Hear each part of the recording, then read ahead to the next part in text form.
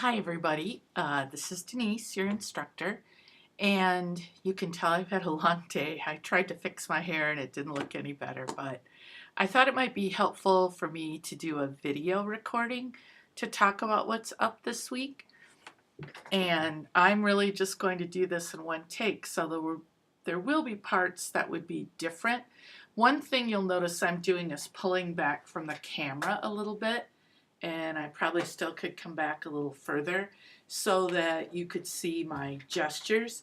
I haven't watched your videos yet, but I know that most people start out just like I did with their face right to the camera. So one thing you might think about is pulling back so I can see your posture and your gestures.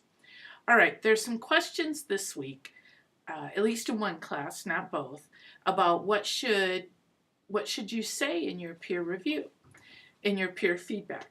What if you think your group did really well this week? So I have a few thoughts on that, and I thought it might be helpful to share. Number one, pointing out that there's a need for or an opportunity for improvement doesn't mean that the person, the speaker, your classmate did something wrong.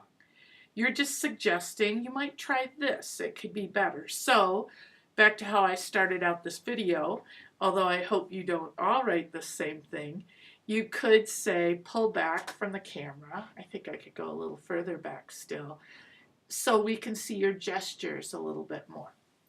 A second way to get ideas for what to write is if you look at the rubric for this week's assignment, it focuses on the presentations. So you're going to go through the presentations, and in fact the rubric says use examples from them. So if you wanted to say, if you wanted to say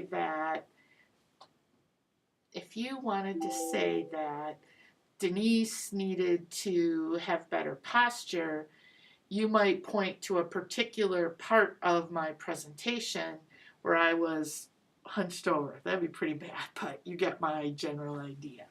You want to talk about the content specifically, or what the speaker did that maybe could change. So use examples. And actually you want to look at both the rubric for your review and then also look at the rubric for the assignment, for the group assignment, to get ideas of what should be included in the presentation. So one thing I know is mentioned is having transitions between all the presentations. And if you're like most classes, not many of you did that. Do not get yourself all freaked out about that. That can be a relatively small deduction. Or did you have an introduction? That's part of the rubric too. So I would suggest you use the rubrics to help you think of potential improvement points, and don't worry so much about, am I giving the person something to correct? Okay, so this is a one-take video, and there were certainly some things I did wrong. I got distracted by some part of my office for a minute, and I definitely should have combed my hair. So that could be a problem of what to do.